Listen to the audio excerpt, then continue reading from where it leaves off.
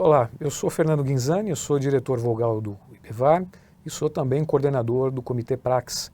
E hoje eu tenho aqui comigo Ian Cook, que é diretor executivo da Kroll, uma das maiores e mais conhecidas empresas de consultoria em gestão de riscos e investigações do mundo. Ian coordena equipes em projetos de investigação de fraude financeira, desvio de ativos, roubo de propriedade intelectual, vazamentos de informações confidenciais, entre outras atividades. Ian tem mais de 17 anos de experiência na área de compliance e iniciou sua carreira na área de prevenção à lavagem de dinheiro, isso em instituições financeiras. Ian também auxilia seus clientes na implementação e aperfeiçoamento de políticas, procedimentos e controles voltados à prevenção às fraudes e cumprimento às leis e regulamentos. Ian, seja muito bem-vindo. É um prazer ter você aqui conosco. Obrigado por aceitar o convite. Obrigado pelo convite, é uma satisfação estar aqui com vocês e compartilhar um pouco dos nossos conhecimentos em uma área que tem estado bastante em evidência, né? Acho que os temas relacionados à compliance são hoje relevantes, né, para todas as indústrias, para todos os segmentos da economia. Excelente, excelente. Bom, a gente vai falar um pouquinho, é um bate-papo, a gente vai falar um pouquinho de compliance. E vamos começar pelo próprio compliance. A gente percebe que de 2013 para cá, nesses últimos 6 anos, o tema compliance ele tem sido muito empregado, muito utilizado.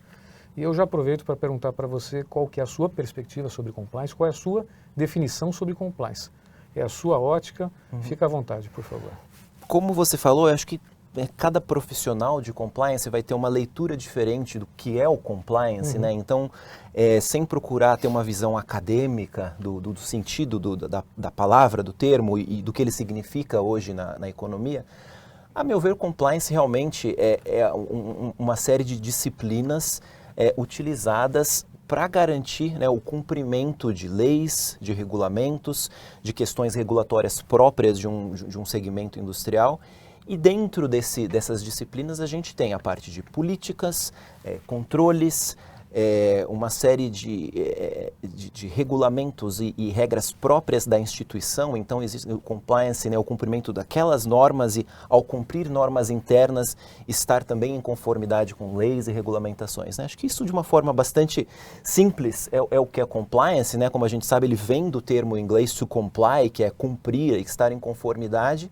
E acho que, como a gente vai explorar ao longo aí da nossa conversa, a gente vai ver as diversas modalidades que ele se faz presente dentro de uma instituição e como ele tem sido bastante útil e extremamente importante e cada vez mais essencial na nossa economia, no nosso país, e isso não só no Brasil, mas de uma forma global.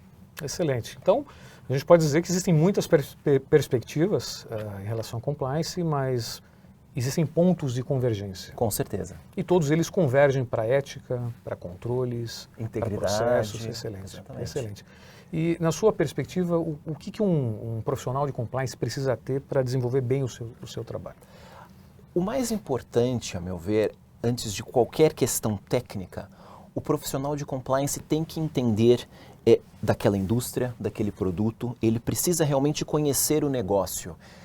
Eu vejo muitas vezes com uma preocupação o profissional de compliance é extremamente técnico, uma pessoa que sabe escrever uma boa política, tem um bom domínio de sistemas, planilhas, controles, mas conhece pouco do negócio, da empresa, do segmento industrial. Isso acaba muitas vezes tornando o compliance uma ferramenta de o que a gente fala do business avoidance, né? Aquele que vai simplesmente impedir ou dificultar o negócio, né? Dificultar a empresa de exercer aquilo que ela tem que fazer, né? O compliance é uma função muito importante, mas é primordial, essencial que o profissional de compliance, no primeiro momento, conheça o negócio. Excelente, excelente. Você acha, então, que, de forma geral, há necessidade da sinergia entre prática, resultados e o acadêmico? O profissional de compliance precisa conciliar essas duas perspectivas. Talvez a teoria aliciada ou combinada com a prática e o resultado. Com certeza. E nisso eu vejo de forma muito positiva, por exemplo, o profissional que às vezes veio da área de negócios daquela empresa e migra para a área de compliance, né? Depois de, obviamente, conhecer toda a questão de controles e receber o treinamento e se educar dessa forma, mas uma pessoa que conhece o negócio, né? De novo, se a gente for pensar, muitas vezes o profissional de compliance que migra de um determinado segmento industrial para outro completamente diferente, às vezes ele fica até um pouco perdido por justamente não conhecer. Exato. Então, e de novo, é essencial que ele saiba qual é o impacto daquela política ou daquele controle na empresa, na geração de negócio, no produto, no serviço. Então, isso eu acho muito importante. Então, sim, o profissional precisa passar por uma série de etapas do ponto de vista acadêmico, do ponto de vista, obviamente, de conhecer a disciplina compliance, conhecer como implementar um controle, conhecer como escrever uma boa política, treinar equipes, conscientizar os funcionários, fazer toda aquela ponte que tem que ser realizada com a alta diretoria, com o conselho de administração, dependendo da estrutura da empresa. Obviamente ele tem que saber vender, saber promover o compliance, começando do topo, né? Toda aquela questão do tone at the top que a gente ouve muito. Mas isso tudo, de novo, acho que é extremamente importante que esteja aliado a um conhecimento profundo do negócio, da indústria, exatamente daquele segmento, seja de serviço, seja de produto. Excelente. Bom, quando a gente tem isso, quando a gente tem esse profissional, digamos, mais completo, mais formatado, quais são os benefícios que isso efetivamente pode trazer para a empresa, que tem essa estrutura, nesses moldes? São muitos. Eu acredito que o mais óbvio deles é a segurança que o profissional de compliance, que a estrutura de compliance dá à alta diretoria num primeiro momento, né, mas a toda a instituição, de que as normas estão sendo cumpridas, de que as normas e regulamentos e obrigações são, no primeiro lugar, conhecidas e também cumpridas. A gente pode traduzir para segurança. Segurança, dá com segurança para a alta direção. Sim. E isso é essencial. E obviamente, que cada um saiba a sua responsabilidade, né? E isso também acho que é uma coisa muito comum que nós temos em treinamentos de compliance, é demonstrar que a responsabilidade pelo compliance é de todos, né? E ela não fica restrita ao compliance officer ou à área de compliance ou ao compliance, o jurídico, a auditoria, não.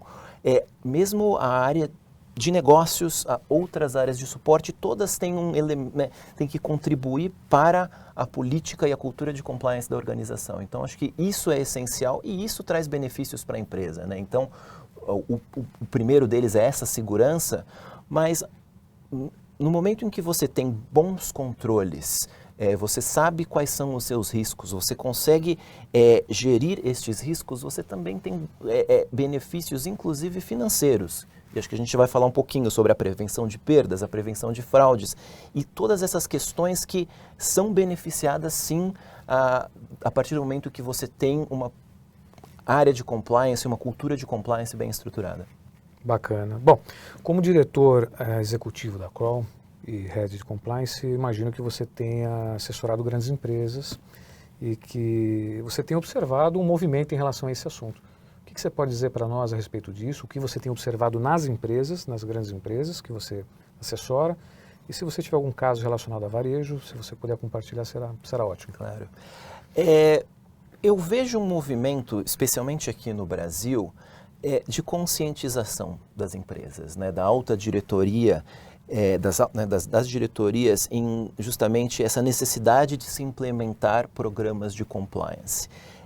Acho que a cultura da prevenção no Brasil, ela sempre foi um pouco difícil de ser implementada, né? E a gente vê muito, né, por exemplo, o nosso cliente procurando pela Kroll, muito mais pelos nossos serviços reativos, né? Ou seja, quando o problema já aconteceu, quando a fraude já foi, né? Quando já houve uma denúncia de uma fraude ou uma preocupação vinda, às vezes, ao final de um trabalho de auditoria interna com um possível benefício a um fornecedor, questões relacionadas à fraude chegam para nós muitas vezes nesse momento em que ela já aconteceu e o nosso trabalho vai ser de investigação. Eu vejo um movimento bastante positivo das empresas implementarem cada vez mais controles preventivos, né? Seja a implementação de um canal de denúncias, seja na adoção de uma política de treinamentos que ao longo do ano são realizados treinamentos periódicos em assuntos diferentes, né?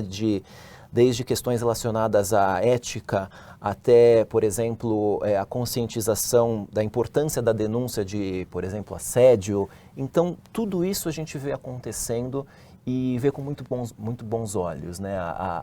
As empresas tomando a frente em implementar controles preventivos e iniciativas preventivas e disseminando essa cultura junto aos funcionários. Então é um assunto mais vivo, envolvendo toda a corporação. A Com gente certeza. consegue perceber, sentir isso visitando as unidades, as empresas? Consigo perceber isso e uma consequência interessante disso é um aumento, por exemplo, na utilização do canal de denúncias. A partir do momento em que você consegue implementar essa solução e educar os funcionários da empresa de todos os níveis, né? E a gente está falando aqui de uma pessoa, de um executivo até as pessoas da operação, conhecer o canal de denúncias, por exemplo, entender que uma denúncia pode ser feita anonimamente ou sem o perigo de retaliação.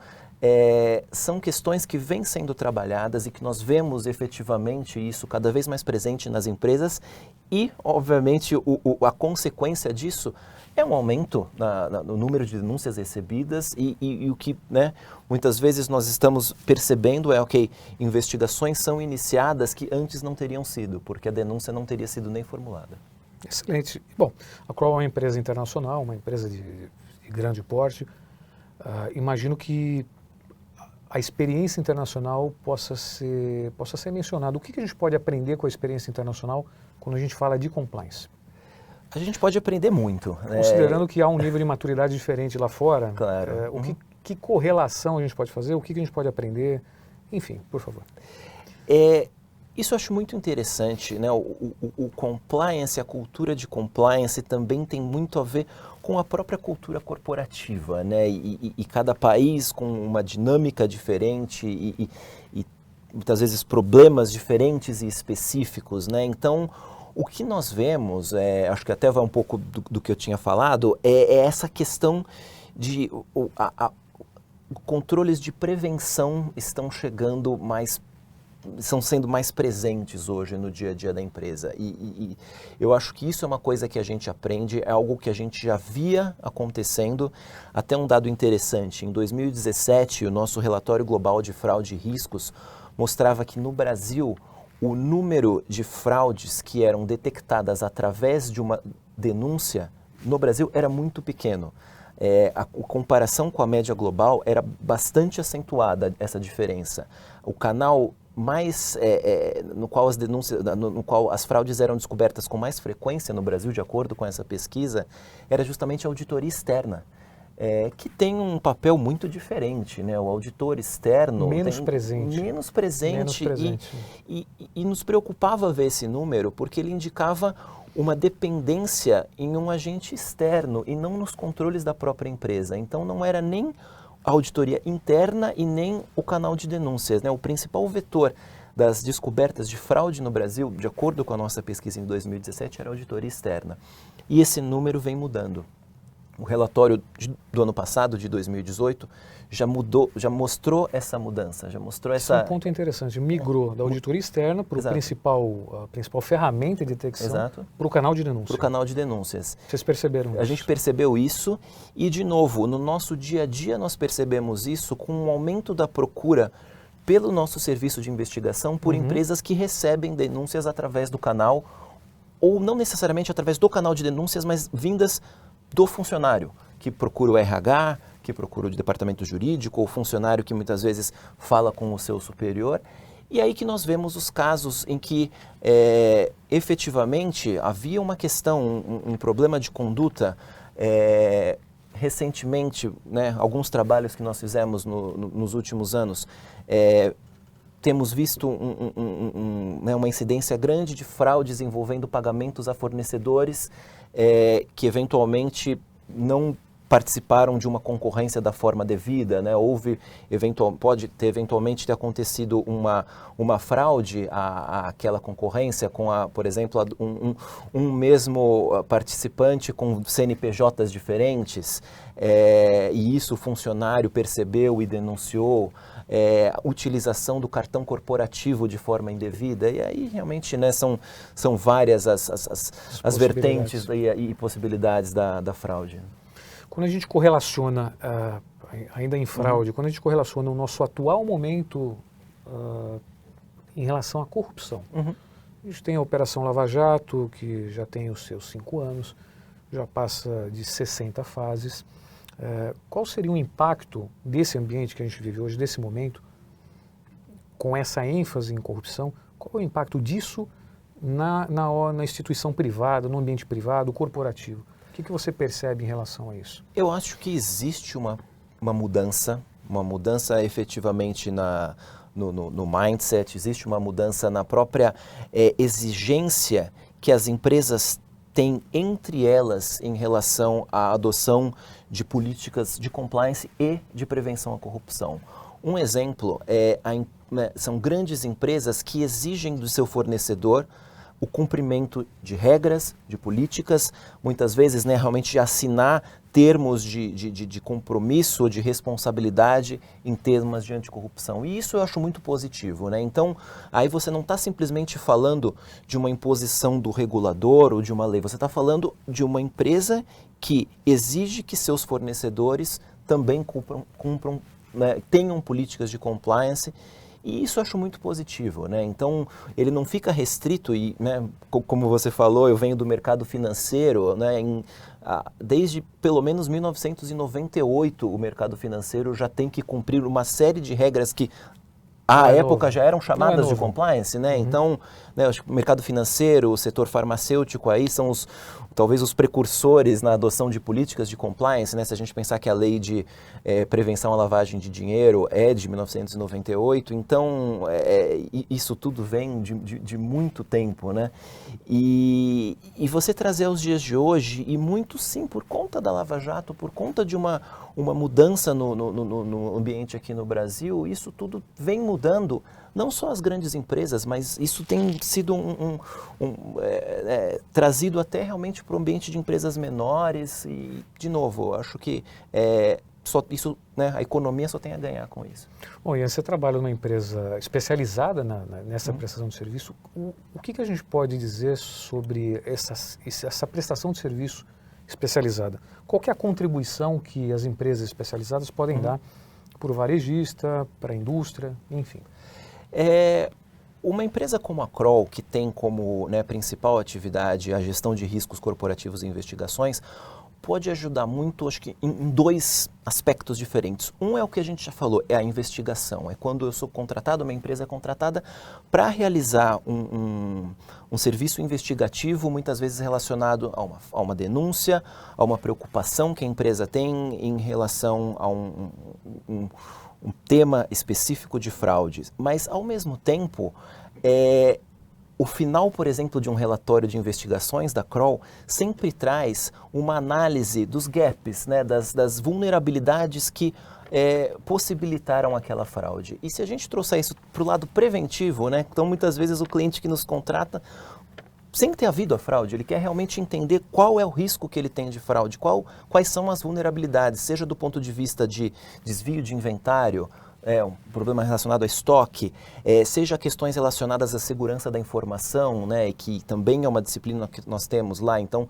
toda a parte de cyberataques e como prevenir o ataque e como ter um ambiente seguro.